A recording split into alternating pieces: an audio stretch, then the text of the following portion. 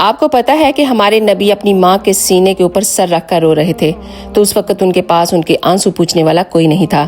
ایک ان کی دائی تھی ایمن، وہ کیا تسلیاں دیتی ہیں آپ کو، وہ تو خود یہ سب دیکھ کر نڈال ہو چکی تھیں۔ بڑی مشکل سے کچھ لوگوں کو بلا کر انہوں نے حضرت آمنہ کی قبر مبارک بنوائی۔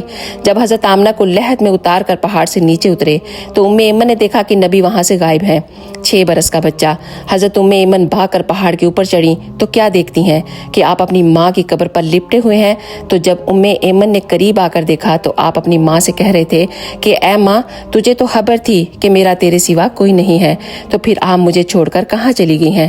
تو پتہ بات کیا ہے کہ آپ اس نبی کے امتی ہو جنہوں نے اپنی ماں کی گود میں سے ہی دکھ دیکھنے شروع کر دیے تھے۔ تو آج کل ہم کیا دیکھ رہے ہیں کہ لوگ اپنی خوشی کے لیے دوسروں کی زندگیاں جہنم بنا دیتے ہیں، اپنے گھر کو آباد کرنے کے لیے دوسروں کے گھروں کو برباد کر دیتے ہیں۔ تو کیا اللہ سے ڈر نہیں لگتا؟ جنت اور جہنم اللہ سبحانہ و تعالیٰ نے کسی مقصد کے لیے ہی بنائی ہے۔